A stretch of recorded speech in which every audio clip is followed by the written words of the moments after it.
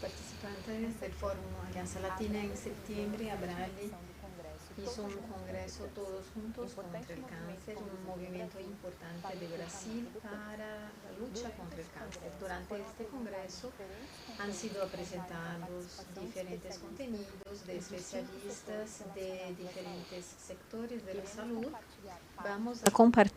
Vamos a compartir trayendo en esta sesión de Alianza Latina la tendencia en el mundo post-COVID. En este panel, los invitados presentarán tendencias del mundo sobre las lecciones aprendidas con la pandemia, la importancia del empoderamiento de los pacientes en las investigaciones clínicas y la universalidad en el tratamiento de la comunidad LGBT+. Soy Kerry Adams y soy de la Unión de Universidad con sede en Ginebra. Quería agradecer a los organizadores por el convite para hablar sobre el control del cáncer durante la pandemia de COVID-19. En estos últimos meses hemos tenido muchos retos personales con nuestras familias, amigos, pacientes y para los pacientes en particular. Voy a hablar aquí por unos 10 minutos sobre mi opinión en relación a las consecuencias mundiales del COVID y quería hablar de las tendencias en 4 áreas. Lo que hemos aprendido en relación a la prevención como comunidad, considerando que la prevención es importante para evitar el cáncer en nuestras vidas, el tratamiento y los cuidados, los retos que tenemos durante la pandemia y lo que aprendimos de las respuestas de los gobiernos y la respuesta de la sociedad para el control del cáncer y de otras enfermedades no transmisibles. Las gobernanzas globales, lo que significa para los gobernantes y las cuestiones de salud y el rol de la OMS con sede aquí en Ginebra. Para empezar, voy a hablar de lo que hemos vivido aquí durante estos 4 o 5 meses. De hecho, que todos estamos con protocolos, que tenemos que mantener el distanciamiento social, aunque estemos aquí en nuestra oficina y tenemos protocolos y tenemos que circular en nuestras instalaciones. El hecho que muchas organizaciones y cuando tenemos que salir necesitamos usar mascarillas y la comunidad global enfrenta la enfermedad. ¿Y cómo respondemos de forma positiva para esta enfermedad que está entre nuestros amigos, familiares? La prevención es el trabajo básico para evitar la pandemia en el mundo y no es diferente con lo que sucede con el control del cáncer cuando, por ejemplo, trabajamos sobre la prevención contra el tabaco, el consumo de alcohol, la vacunación, las vacunas para los jóvenes y utilizar y la prevención para estas enfermedades. Me parece que en el tiempo también tenemos que utilizar las mismas prevenciones para las enfermedades no transmisibles y también para el cáncer. Por ejemplo, la obesidad que puede resultar en cáncer y la obesidad aumenta también la posibilidad de desarrollar el cáncer. Tenemos que aprender que fumar puede traer grandes posibilidades de tener el cáncer y también de tener problemas y consecuencias más negativas con el COVID. Estoy muy esperanzoso con la prevención para tratar de las enfermedades globalmente, así como el cáncer.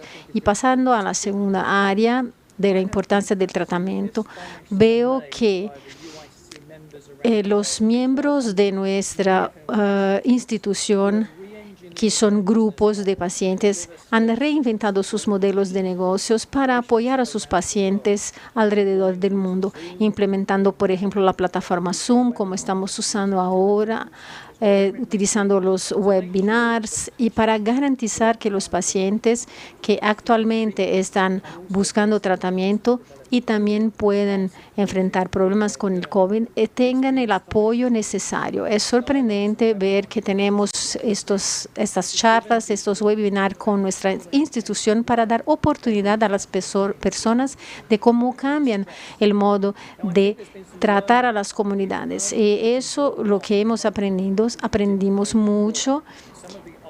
Algunos modelos antiguos de apoyo han cambiado y me parece que seguimos dando apoyo a nuestros pacientes. Hemos cambiado la forma como compartimos las informaciones, cómo disponibilizamos la educación, los entrenamientos.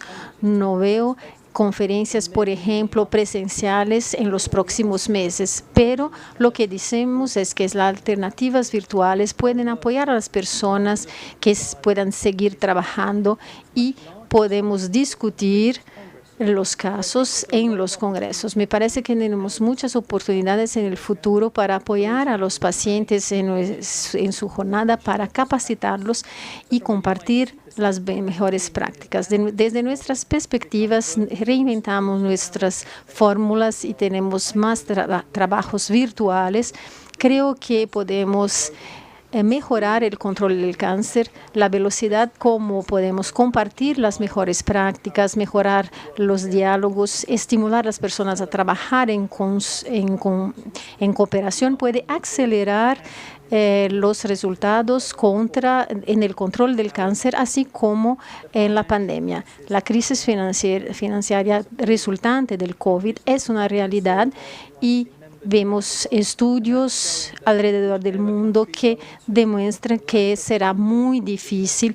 Tendremos problemas de financiación para encontrar recursos para apoyar las comunidades. No sé cuánto tiempo eso va a durar, 18, 24, 36 meses, pero creo que el COVID relacionada a los recursos que están del control del cáncer. Necesitamos sobrevivir y necesitamos compartir mejores ideas, prácticas y ayudar a las organizaciones que luchan contra el cáncer a encontrar una salida dentro de esta pandemia. Y vamos a trabajar en nuestras áreas aquí en nuestra institución. Y hablando de las respuestas del gobierno al COVID, como gobierno responde diferente de otro gobierno y eso nos lleva a los números más grandes de transmisión del COVID en los países. Lo que veo es que por la primera vez vemos que una enfermedad está en la agenda de todos los gobiernos y las áreas del gobierno están trabajando para tratar y para combatir esto. Tiene impactos financieros en la educación, en las escuelas, en el comercio y consecuencias económicas que han unido los gobiernos para hablar de los cuidados y los presidentes asumiendo su papel. ¿Y por qué eso es importante? Me recuerdo que en 2011, cuando yo estaba en una reunión de las Naciones Unidas sobre las doenças crónicas no transmisibles, estamos involucrados en elaborar, en preparar un documento y en compartir con todos los países. Y voy a ser honesto, es muy difícil ver grandes evidencias en los últimos 10 años en el tema de las enfermedades crónicas que puedan unir todos los gobiernos. Ocasionalmente tenemos algunos resultados en algunos países con planes para el control del cáncer. Pero necesitamos incluir otros elementos también para garantizar que las cosas puedan cambiar.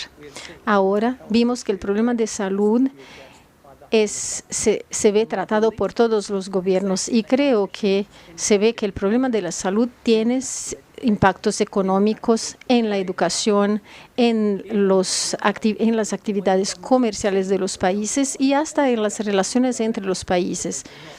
Y por eso necesitamos combatir al COVID y a la pandemia. Tuvimos gobiernos preparados que entendieron las consecuencias de la salud en la sociedad y creo que es una oportunidad para que todos los aspectos del gobierno miren con interés al control del cáncer, la prevención, el diagnóstico precoz, el tratamiento y todo lo que es necesario. Es un beneficio inmediato que creo que la comunidad del cáncer puede encontrar y el hecho que tuvimos unos ejemplos que han reunido los gobiernos para tratar un problema, podemos también tratar los impactos. Y hablando de la cuarta área, creo que es un tema internacional y tuvimos cuestionamientos sobre el rol de la OMS. No soy un especialista en la pandemia de COVID y no tengo que comentar las fortalezas y debilidades de las respuestas de la OMS, pero vimos que muchos gobiernos, que cada parte de la sociedad ha luchado como pudo contra el COVID. Y hemos aprendido en lo largo de este periodo que tenemos muchos cambios y recomendaciones que pueden reflejar el surgimiento y hemos publicado eso a través del mundo. No obstante, tenemos un problema al colocar la OMS como la Organización de la Salud. Ellos han hecho cosas muy importantes, tienen un equipo que hace un trabajo muy bueno en el control y tenemos equipos que trabajan en la prevención de las enfermedades crónicas y producen directrices y apoyan a los Estados miembros y también tienen equipos que trabajan con el cáncer. En los últimos años han entregado una resolución para el cáncer que aumenta la lista de las tecnologías esenciales para la lucha contra el cáncer y trabajando en el análisis de los costes, de los beneficios, sobre cómo invertir y agregar la correcta y el papel de la OMS en el control de las enfermedades y del cáncer es clave y también en algunos países con alto nivel de ingreso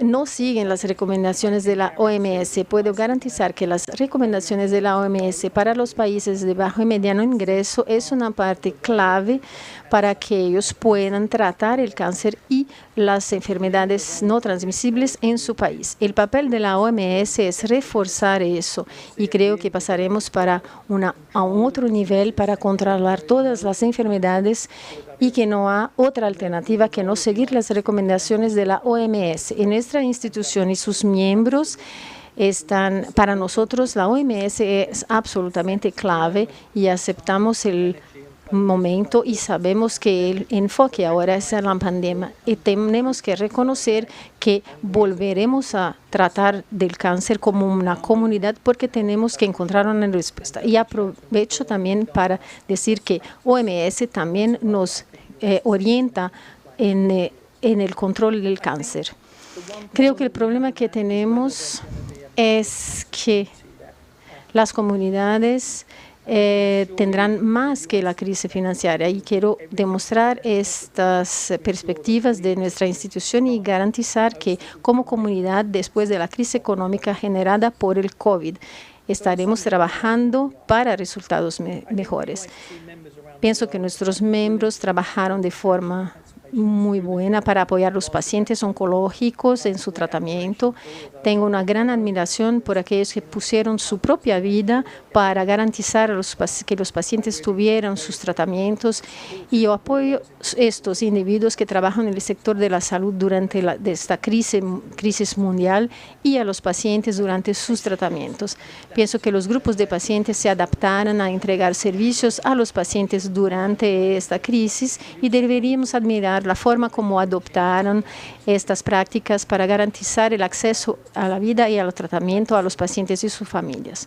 Y tiene que seguir así. Los gobiernos responden a la salud de una forma o de otra y creo que seguirán en los próximos años buscando más inversión para acceso a la salud, más inversiones en infraestructuras, en prevención y otros señales es que las personas están conscientes de las cuestiones de la obesidad, no fumar, y que y no apenas de la pandemia del COVID, sino que también es necesario controlar el cáncer. Y finalmente, nuestra comunidad seguirá creciendo, continuaremos teniendo un impacto en las sociedades. Entonces, muchas gracias a todos que son parte de la comunidad de nuestras instituciones que hacen un trabajo excelente.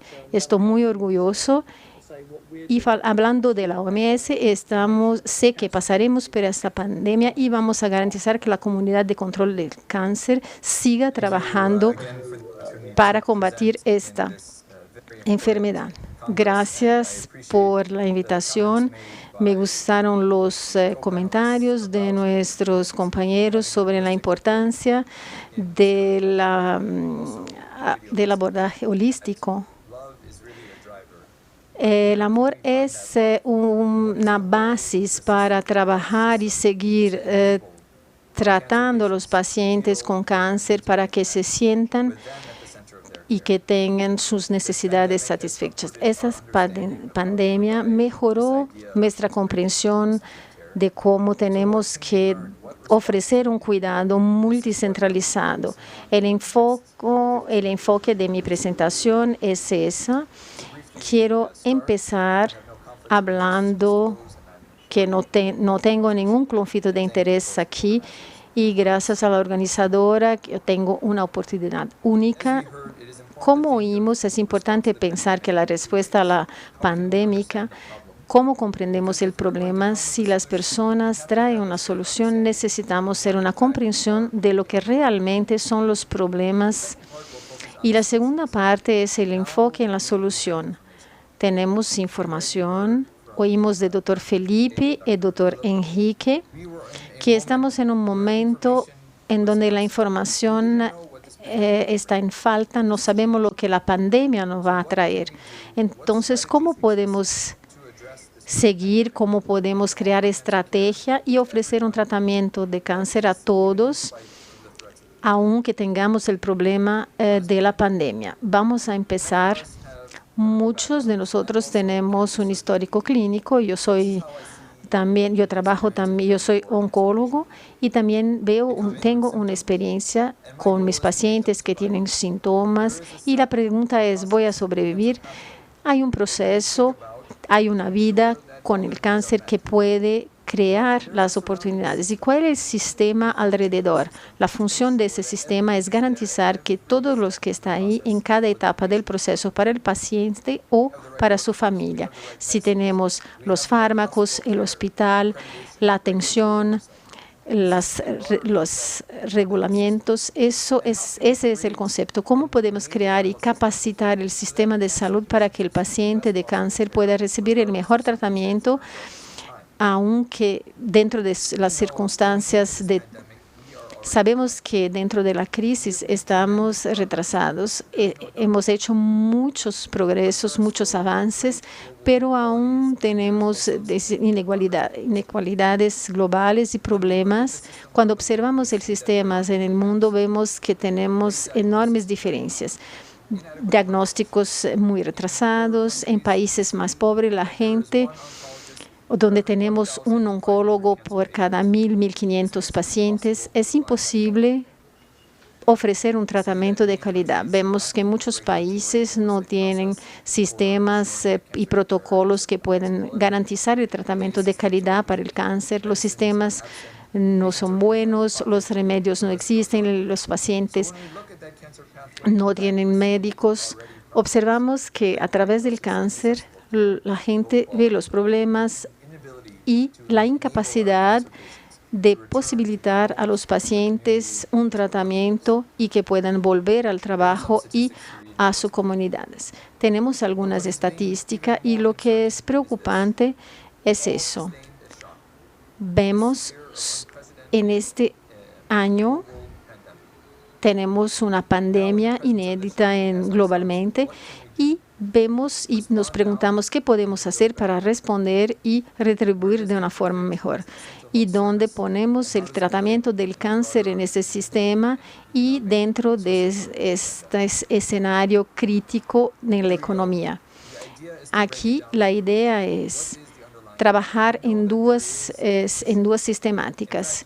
Tenemos un problema, en la verdad, cuando miramos dentro del Google, el cáncer y COVID es el más común, son historias en el mundo de personas que tienen medio, el remedio del cáncer no está disponible, el diagnóstico de cáncer es retrasado. Entonces, ¿cómo vamos a tratarlo?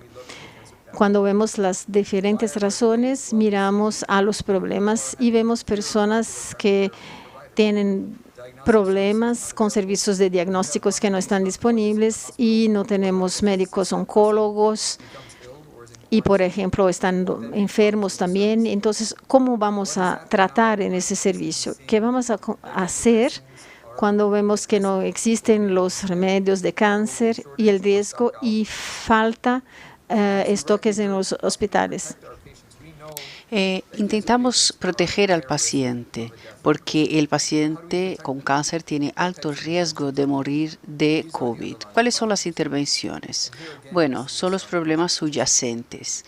Y aquí tenemos estadísticas sobre el diagnóstico de cáncer que bajó el 60%. Anticipamos la pandemia antes, que la pandemia antes resolvía, pero la gente sabía que el diagnóstico podría ser peor.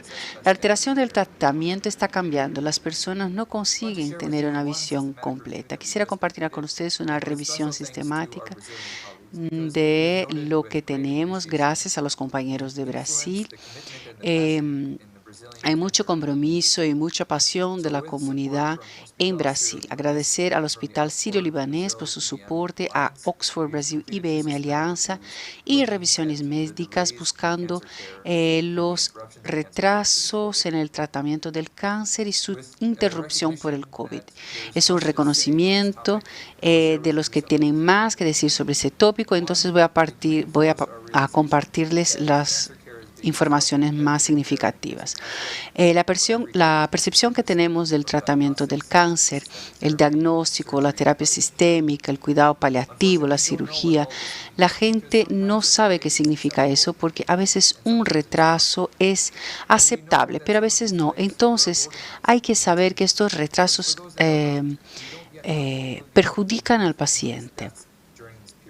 Y el paciente va a llegar a muerte. Percibimos entonces que el contexto general de la pandemia influyó en el resultado del cáncer. Las personas no consiguen un transporte adecuado, llegar al médico, hablar con el enfermero. Esto trae graves consecuencias. Y el punto final es que hay más investigaciones que hacer para percibir dónde efectivamente está el problema. Y aunque la gente quiera encontrar soluciones, hay algunas causas raíz. Empezamos a ver las respuestas a las comunidades, identificamos factores, pensamos en cuáles son las soluciones. Vamos a ver algunas de ellas ahora. Desafortunadamente, la gente piensa sobre eso, las soluciones. Ya se articularon algunas y las voy a compartir entonces ahora con ustedes. Evidencia anticipada de lo que se ve como un éxito, pero hay más cosas que hacer. Vamos a empezar con un reconocimiento de que la respuesta tiene que ser personalizada con el contexto local. La gente sabe porque es muy diferente la situación de país a país. La experiencia de la transmisión, un país vive una determinada etapa de la pandemia, otro. Entonces sabemos que la respuesta tiene que ser multisectorial. El gobierno no puede tratarlo aisladamente. Todos, gobierno, comunidad, academia, industria, todos tienen que sentar y buscar el mejor potencial para mitigar el efecto de la COVID sobre el cáncer. Y los datos, las mediciones, todo esto ayuda a entender y a buscar estrategias que van a marcar la diferencia. Y el centro de estas condiciones son las personas, los proveedores, los gerentes, los pacientes, la gente. Tiene que estar comprometida con la fuerza del trabajo de cáncer, porque cuando pensamos quién está en riesgo, quién necesita más apoyo, son precisamente los pacientes, porque sin ellos no hay estrategia. Entonces vamos a pensar cómo la gente altera el sistema, cómo crea un sistema que permita que el paciente del cáncer tenga mejores oportunidades para terminar su terapia. Hay tres planteamientos. Primero, la comunidad de cáncer.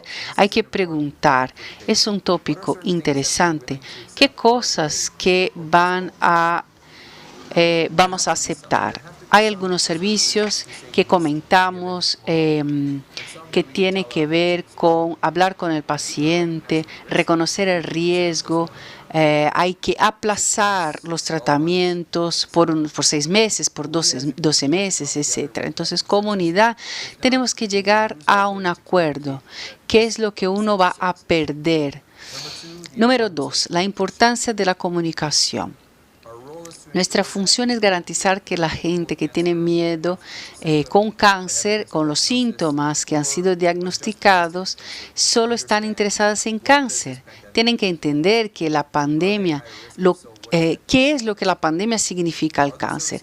O sea, los riesgos, servicios disponibles, capacitar a la gente. Es importante discutir estrategias para mitigar los problemas, hablar con la comunidad. Y esto demuestra éxito. Crear una fuerza, modelo de trabajo que sea adaptable, reconociendo el estrés porque esta fuerza de trabajo no puede estar disponible. O la infraestructura necesaria puede no estar disponible en esta situación.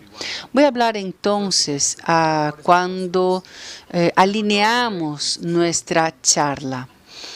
En nuestra oficina de Américas produjo directrices para los gobiernos y las partes interesadas, y esto es una prioridad máxima.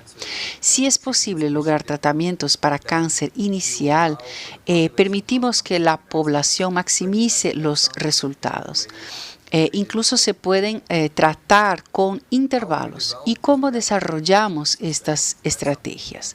Con la comunidad científica que se puede juntar incluso con nosotros, la sociedad, los profesionales, cómo evaluamos las recomendaciones con el tiempo. La segunda cosa es garantizar una comunidad que hable del tema. Hubo un número grande de publicaciones en los medios de comunicación diciendo que los tratamientos de cáncer estaban amenazados. Nosotros como comunidad no podemos llevar el miedo. El mensaje es para garantizar al paciente y a nuestra comunidad que siga con sus tratamientos. Y finalmente, ¿qué podemos hacer para capacitar servicios que tengan una mejor cobertura? Aumentar el uso de telemedicina, adaptar los proveedores, visita en casa, flujo de paciente, optimizar el home care y también acceso a los medicamentos. Observamos países que hicieron eso y tuvieron un gran progreso. Es un gran paso para todos nosotros en la comunidad del cáncer. Vamos a hacer un planteamiento que se está utilizando en distintos países de forma coordinada para garantizar consistencia para cada país y para cada región. Habrá retos y es por esto que el debate es tan apropiado en este momento. Comenté que la gente no tiene datos suficientes para decir con seguridad si este es el mejor planteamiento. Bueno, en el planteamiento sistemático solo observamos 9 publicaciones. Recomendamos lo que es mejor basado en nuestra intuición científica. Pero claro, es un reto enorme y tenemos que pasar por las distintas fases de la pandemia. Percibimos que la pandemia expuso nuestras vulnerabilidades. Nos vimos recursos de cáncer, problemas de dinero, investigación, ambiente familiar, industria, todo esto. Observamos que la sociedad civil y los aliados buscan ofrecer un servicio mejor, distinto a lo que solían hacer, con gente empoderada de la sociedad civil y garantizar que las ONGs tengan una parte importante en este tratamiento. ¿Cómo podemos pensar en plantear esta mala información de la pandemia? Basada en ciencia, y si lo hacemos, vamos a tener éxito. Los países desarrollaron estrategias de resiliencia, planes de prontitud para luchar contra esta pandemia. Lo importante es que la gente piense en la enfermedad, observe cómo los países se han preparado. Desafortunadamente, muchos de ellos dejaron los tratamientos de cáncer. Hay que hablar con el gobierno diciéndoles que no es por el tema de la pandemia que no podemos seguir ofreciendo salud a estos pacientes. Estos servicios centrales son prioridad. La gente tiene que pensar positivo, los riesgos van a ser mitigados y los resultados serán optimizados, pero necesitamos juntarnos, juntar buena voluntad, ciencia para marcar la diferencia. Una vez más, gracias por esta oportunidad y estoy ansioso por debatir con ustedes. Gracias por la invitación de hablar en este Congreso brasileño. Es un honor poder tratar de algunos aspectos de estudios clínicos oncológicos que todos los pacientes deberían saber. Me llamo Dr. Bisbal Guiwali, soy profesor asistente de la Universidad Queen's Kingston en Canadá. No tengo ningún conflicto de interés. Y la primera cosa que me gustaría hablar es sobre la importancia de los estudios clínicos, que está relacionada con la frase que repetimos innumerables veces. Estudios clínicos son siempre la mejor opción para los pacientes. Esto es importante. Pero hay que recordar que no todos los estudios clínicos están enfocados en el paciente o están bien estructurados. Por lo tanto, participar en un estudio clínico debe ser bien elaborado. Estudios clínicos son lo más importante para el paciente si están enfocados en el paciente y si están bien elaborados. Así serán, sí, la mejor opción para el paciente. ¿Qué quiero decir con esto? Que no todos los estudios clínicos son ideales para el paciente con cáncer. Por ejemplo, un estudio que se ha diseñado desde el inicio para probar clínicamente pequeñas diferencias. Y les voy a dar aquí un ejemplo, este artículo, por ejemplo, de Lancet Oncology de 2016, que estaba probando un medicamento para cáncer de ovario avanzado. Y la conclusión que se llegó fue que este medicamento aumenta significativamente la sobrevivencia libre. Entonces, cuando se lee la frase aumenta significativamente la sobrevivencia libre de progresión, uno asume que debe producir alguna mejora sustancial. Pero si uno lee los resultados, va a ver que hay un aumento de solo 18 días, no meses. 18 días. Y eso siquiera es supervivencia, pero es estadísticamente significativo. El PVA es de 0,05. Entonces, esta frase, cuando yo digo 18 días, esto es insignificante. ¿Cómo esta pequeña diferencia de 18 días se volvió significativa? Porque este estudio reclutó a más de 1.350 pacientes, un número muy grande de pacientes. Y cuando uno recluta tantos pacientes, entonces todas las pequeñas diferencias son significantes. Esto significa que el estudio ha sido diseñado para detectar estas pequeñas diferencias como significantes. Por lo tanto, no existía comprobación de eficacia de este medicamento al inicio. No habría motivo para que un paciente participara en un estudio diseñado para detectar cambios tan insignificantes. Pero si quiere leer más sobre este estudio en particular, les recomiendo este artículo, que aparece en la parte inferior de la diapositiva. Vamos a seguir entonces con algunos ejemplos de estudios clínicos que nos siguen la agenda del paciente. ¿Qué son los estudios clínicos que ignoran los resultados relacionados con el paciente o su calidad de vida? Hicimos este estudio en 2018 en que evaluamos 352 pacientes con cáncer avanzado en la etapa 3 y descubrimos que el 50% no tuvieron mejora en su calidad de vida. Y aquellos que tuvieron el 25 no reportaron calidad de vida preestablecida. ¿Qué significa esto? Que es un estudio que se ha realizado para un medicamento y pacientes han sido reclutados sin recolectar informaciones sobre el paciente si sintió algún efecto del medicamento. Si es un buen medicamento, se supone que el paciente se sintió mejor, pero si no hay planes para registrar la calidad de vida de un paciente en un estudio, no hay planes para publicar datos sobre calidad de vida, entonces se debe considerar este estudio como algo sospechoso. Tras analizar este estudio, observamos que 125,96 pacientes no reportaron mejora. Esto es una gran pérdida del proceso de éxito. Y si los pacientes siempre nos dicen que una de las razones principales de participar en los estudios clínicos es ayudar a la ciencia y a futuros pacientes en base a los conocimientos adquiridos, si no se recolecta información, eso no va a ayudar a nadie. Otro ejemplo es un estudio que se hizo sin análisis racional. ¿Qué significa esto? Si observamos un número negativo de estudios en la etapa 3 que fallaron,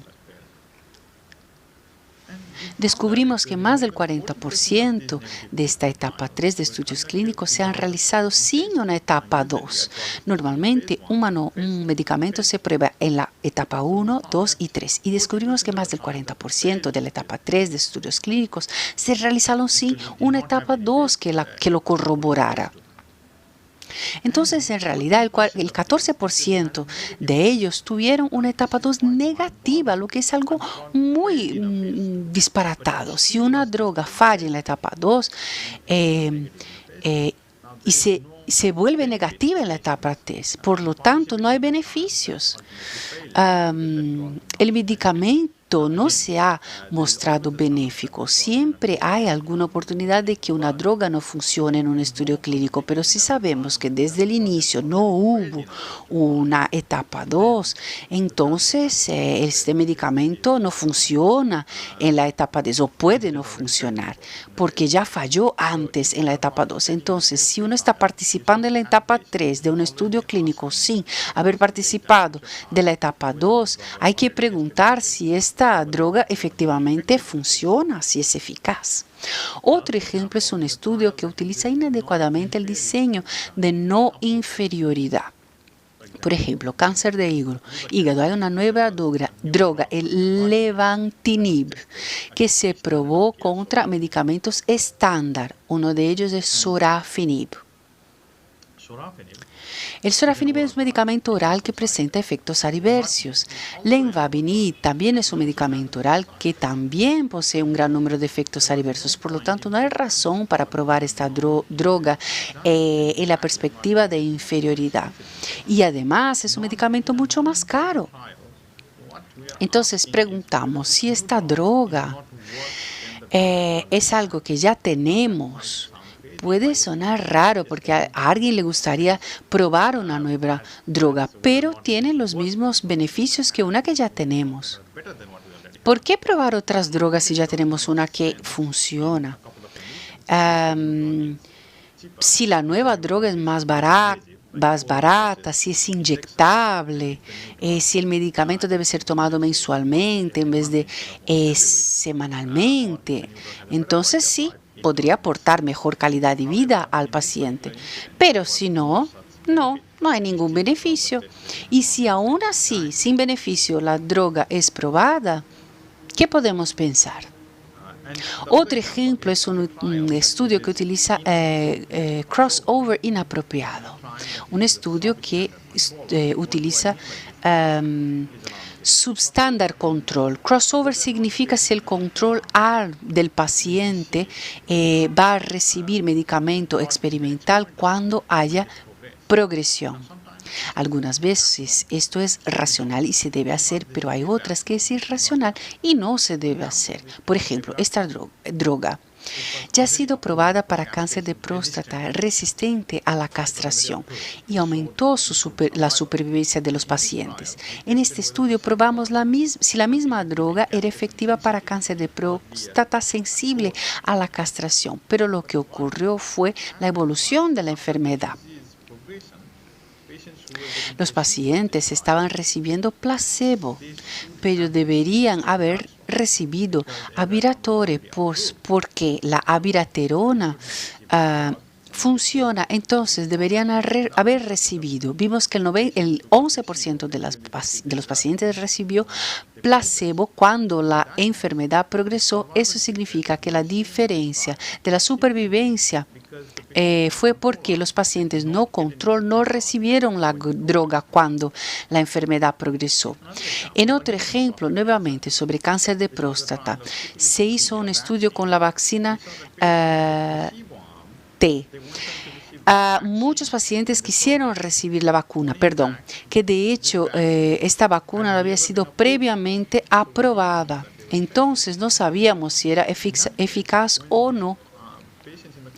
Pero cuando estos pacientes en el no control, que deberían haber recibido el tratamiento, recibieron otro, la cosa no resultó. Pero este tratamiento no ha sido comprobado. Esta es la razón por la cual vemos que esta droga tenía solo una respuesta, que no es eficaz para el control, pero aumentó la supervivencia en general.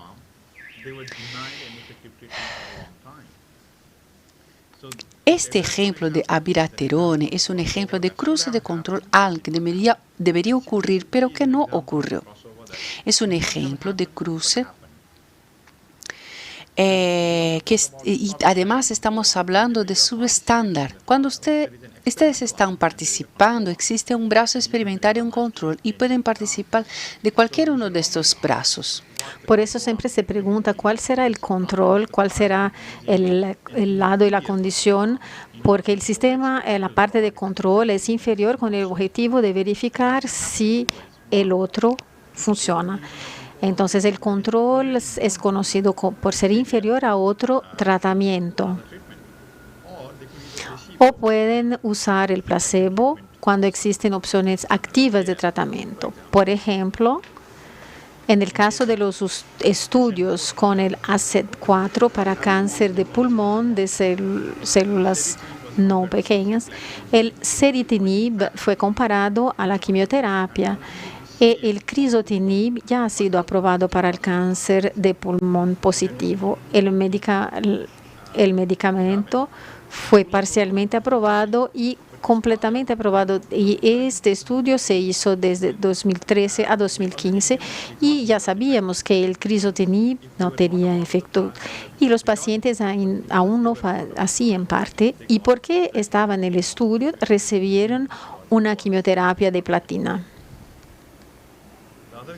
Otro ejemplo de uso inapropiado de un placebo en los pacientes con cáncer de metástasis pancreática y que se responden a la quimioterapia, continuamos la quimioterapia.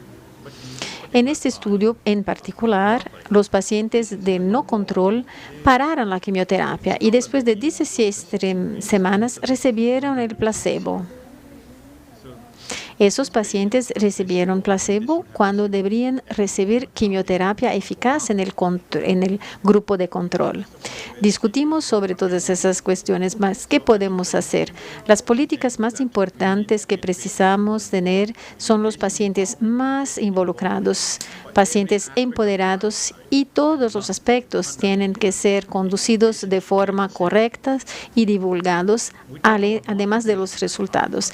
Cuando diseñamos, vemos que todos los diseños de no inferioridad vimos que la no inferioridad no era apropiada en 40% de ellos y la definición del design de no inferioridad era de hasta el 13%.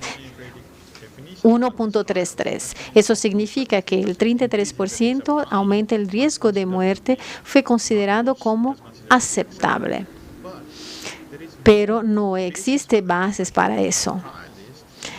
El estudio, nadie preguntó al paciente cuáles las márgenes de no inferioridad son aceptables para él. Preguntar la opinión del paciente es necesario para saber lo que es razonable o no. Es necesario tener la opinión del paciente sobre los efectos adversos, por ejemplo, que son reportados. Cuando vemos que toxicidades de los tratamientos son consideradas aceptables.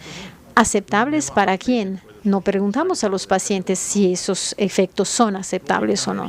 Por ejemplo, diarrea crónica, ir 10 veces al baño por 5 meses. En el relatorio del estudio dice que la toxicidad es probablemente favorable y que fue tolerable. Pero no sabemos, no tenemos bases para contestar porque solamente los pacientes podrían decir si es aceptable o no. Necesitamos de la opinión de los pacientes en todos los aspectos. Es necesario concientizar a los pacientes. A veces los placebos, los grupos de control no son tan necesarios. Tenemos que diseñar otra vez los sistemas y explicar a los pacientes todos los conceptos. Los pacientes se sorprenden con la toxicidad de los estudios, porque a veces le decimos sobre los estudios clínicos y decimos que los remedios van a ser gratuitos, pero existe algo que pagar.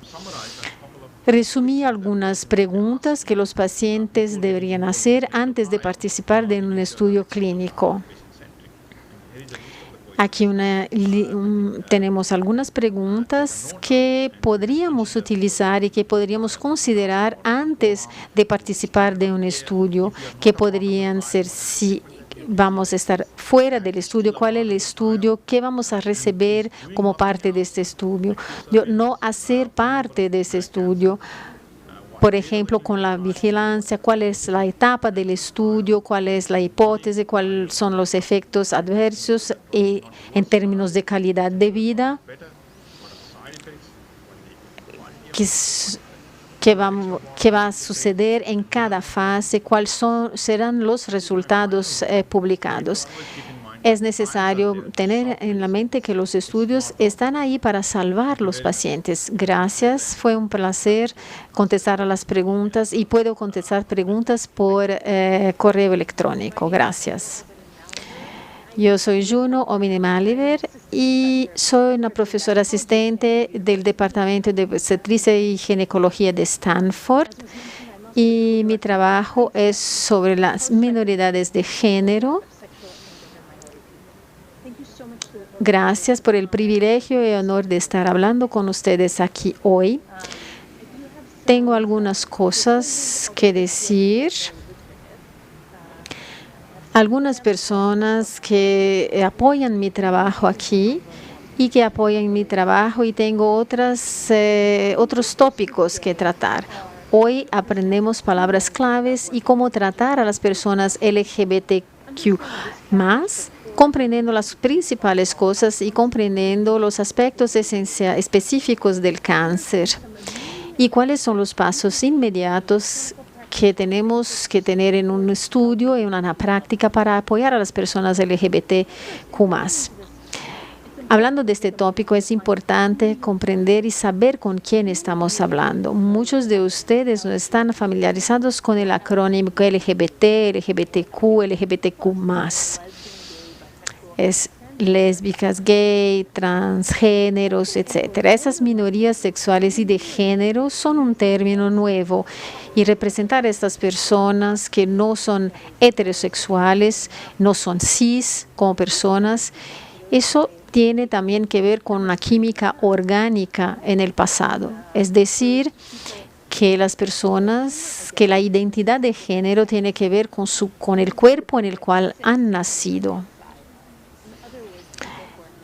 O sea, las personas no son transgéneros y los cis no son la población actual. Algunos porcentajes de población general se identifican como transgénero.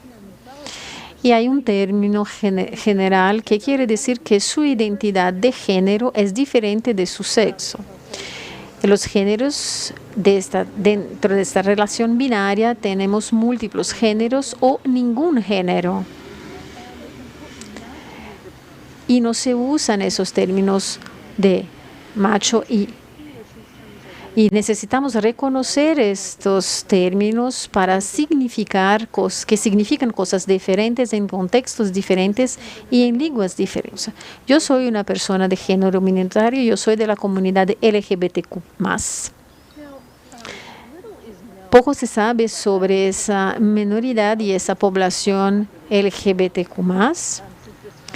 porque ustedes aquí en Latinoamérica, y quiero decir que en los países de Latinoamérica se mezclan mucha esta visibilidad y el respeto con las personas de este grupo. En América Latina y en el Caribe tenemos varios cambios recién hechos.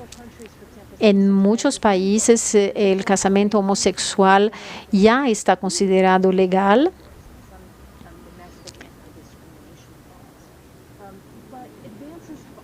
Pero en algunos lugares aún existen leyes muy discriminatorias y se sabe poco sobre en el contexto de la salud y el cáncer, porque es muy difícil colectar sistemáticamente datos de género y sexualidad. Es necesario tener una visibilidad sobre esas personas en el área de la salud y en muchos lugares ser LGBT aún es considerado un crimen y en algunos problemas un crimen que puede ser condenado con la pena capital. Ese mapa demuestra algunos de estos países en donde yo les gustaría que ustedes miraran y para entender lo que puede suceder con estas leyes contra las personas. Alrededor del mundo, 83% de las personas se identifican como LGBT y mantienen su identificación escondida por el resto de su vida por causa del miedo. Y el resultado de la falta de conocimiento lleva a una baja calidad de salud. En los Estados Unidos tenemos pocos datos, pero es claro que nos falta conocimiento. Aquí sabemos que tenemos un gran problema de visibilidad de aproximadamente 4.5% de la población general de 20 millones de personas se identifica como LGBTQ+. Es importante, ustedes estarán pensando qué grande es la comunidad LGBT. La respuesta precisa no la tenemos porque la orientación sexual de género no son capturadas por el censo en los Estados Unidos. Y como en muchos países que ya mencioné, se estima que la población LGBT en los Estados Unidos, entendemos personas que están en menos de 4.5% de la población general, porque se sabe que eso probablemente es una estimativa muy baja. Algunas de las diferencias de las generaciones de cómo las personas se identifican. No pensamos que eso suceda por causa de las diferencias de prevalencias, sino por la identificación, porque existe un pensamiento muy anticuado. Se piensa que por lo menos 8.2% de las personas podrían ser LGBT. Entonces, si pensamos en 20 millones de adultos en los Estados Unidos son LGBT. Con esas personas en diferentes niveles de edad, estas investigaciones también demuestran que las personas LGBT se encuentran en diferentes niveles de edad, de grupos de edad, diferentes etnias y en nuestro país como en el resto del mundo. Y el reconocimiento de la población LGBT es grande y está creciendo. En 2011, el Instituto Nacional de Salud de los Estados Unidos, el Instituto de Medicina, llamado ahora de Instituto de Ciencia, hizo una investigación sobre esa población y concluyó que la falta de datos sobre la población es el mayor reto para mejorar la salud del grupo LGBT. Porque la orientación sexual y la identidad de género aún no se ha investigado y la gente falla al entender la correlación entre ser una persona de un grupo de minoría y los resultados de eso en el cáncer. Vemos que la falta de datos en nuestro programa es el más grande problema que tenemos para hacer un mapeo y no se consigue recompilar los datos de forma a transformar esas informaciones en datos. A pesar de los datos comprensibles que son limitados, sabemos que existe una disparidad de salud entre las personas heterosexuales y de género. Usando los datos de surveillance que vemos aquí en azul, las personas LGBT están en casi todos los indicadores de baja capacidad de salud. Obesidad, diabetes, los LGBTs tienen los peores niveles. Sabemos que la prevención del cáncer está conectada a la falla de la prevención y que no es una cosa exclusiva y necesitamos de medidas primarias, secundarias y terceras también para involucrar las personas LGBT, incluyendo las que son invisibles y que no se comunican con la comunidad. Por ejemplo, si tenemos los datos de DSP, se dice que los sistemas fallan cuando tratamos de recompilar los datos sobre el cáncer cervical. Eso empieza hablando de cómo los proveedores no van a fornecer análisis a las mujeres y las mujeres no van a hacer estos exámenes. Es la invisibilidad, la experiencia de las personas de otro género. Los hombres transgéneros que recientemente fueron totalmente invisibilizados en el tratamiento de cáncer cervical, como por ejemplo la campaña Checking Out Guys, chequen los hombres. Eso estaría invisibilizando los hombres durante el nacimiento cuando fueron asignados como mujeres. Y nos hacen ese examen, entonces se aumenta la probabilidad del cáncer cervical. Aunque no tengamos los datos como ya demostré, tenemos otros grandes factores que pueden influenciar a las personas en este grupo y que llevan al cáncer o pueden empeorar el cuadro de cáncer. Por ejemplo, más grande depresión, ansiedad, suicidio, abuso de sustancias farmacológicas, los problemas de los estatus socioeconómicos, desempleo, más probabilidades de no recibir un servicio de atención primaria y secundaria. Y sobre cáncer, las personas tendrían algún tipo de dato y se estima que 84,000 casos de cáncer y 30,000 casos de muerte están entre la población LGBT. Y las investigaciones de cáncer demuestra que los LGBTs pueden también tener un tratamiento más retrasado.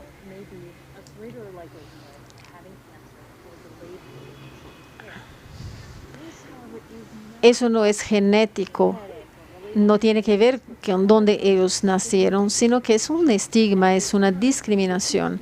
Hace con que estas personas estén fuera del sistema de salud debido al estrés de vivir en un mundo en donde todo el mundo los penaliza por su opción. Y probablemente ellos se transforman en un enfoque exacerbado en este factor y se exponen a más riesgos. Las empresas de trabajo, por ejemplo, tienen como alvo los LGBTs. Aquí vemos un proyecto SCAN de subcultura urbana de mercado. Otros sistemas y consenso de esas minorías también sufren mucho más que los de género. Los datos de más de 70,000 personas, 30,000 de esas personas reportan por lo menos un problema con renta negativa. Y el 4 de la encuesta reporta que ellos no visitaron a un profesional de la salud por puro miedo de discriminación. Cuando entrenamos nuestros estudiantes y profesionales de forma correcta, necesitamos entrenar a todos, demostrar que las personas pueden seguir estos guías por el cáncer y necesitamos y no sabemos cómo cuidar de los individuos LGBT. Por ejemplo, este hombre aquí es un trans que básicamente fue hecho a un lado por 12 médicos que no recibió atención de 12 médico. La gente no tiene certeza de que puede aplicar las mismas directrices y si realmente esas son personalizadas. Por ejemplo, viendo el NCCN o ACCP que les enseñé anteriormente, hablamos sobre el cáncer como si fuera el cáncer solo para las mujeres, pero los hombres trans también sufren el peligro de tener cáncer y normalmente no saben de esta condición. Esos componentes de cuidado con el cáncer necesitan ser rediseñados comprendiendo la diferencia entre el sexo y el género, identificación y diversidad de vida. Esta es la recomendación para hacer esta gente visible. La gente necesita moverse, ayudar a las personas LGBT y pasar por encima de las diferencias, reconocer sus diferencias, sus relaciones, pensando en las distinciones demográficas, los nombres, los pronombres correctos, en atención a su género. Su historial médico, las cirugías que hizo, cirugías de confirmación de género. Yo sé que muchos hombres trans están haciendo cirugía. Realmente las personas necesitan aprender sobre las mujeres trans, que la mayoría de las cirugías se hacen o no se hacen, no se remueve la próstata. La gente necesita saber nuestras metas, entender a las personas para que mejore la supervivencia de estas personas. Algunos hombres no consiguen pasar por encima de esta dificultad.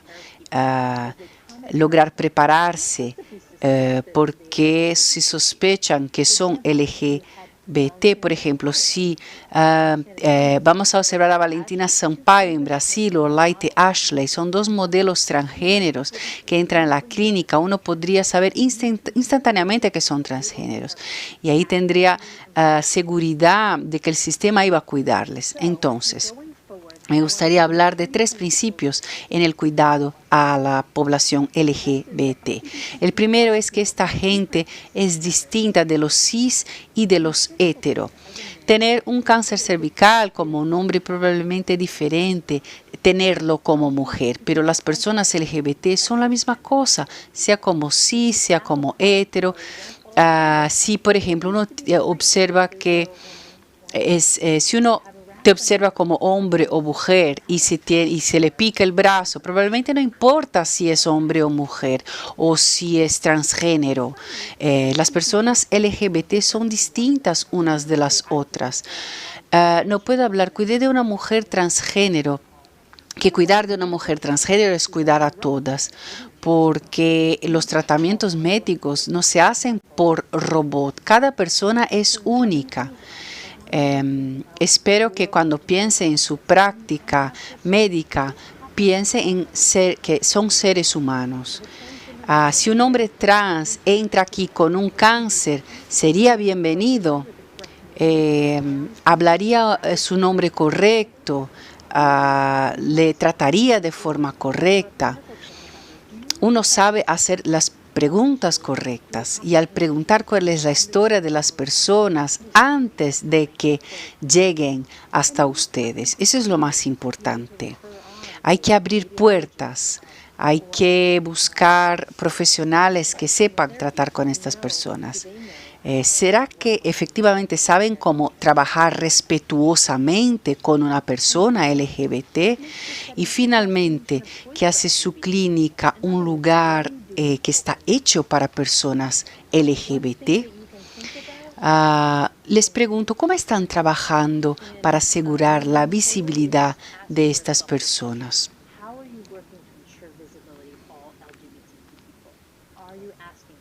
¿Estás preguntando a todas ellas por su identificación sexual de género? ¿Está llevando esta información adelante en su práctica clínica?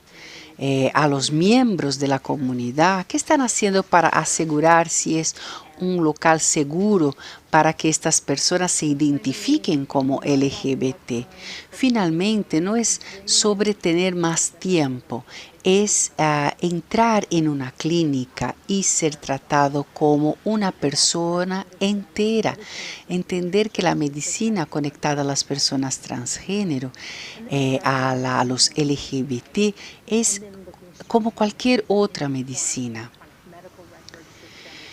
Hay que mirar estructuralmente el historial de estas personas. La militancia política es importante para mantener una calidad central para estas personas. Tomar cuidado con el paciente, estar seguro de que estas personas están siendo cuidadas de la mejor forma posible. Muchas gracias.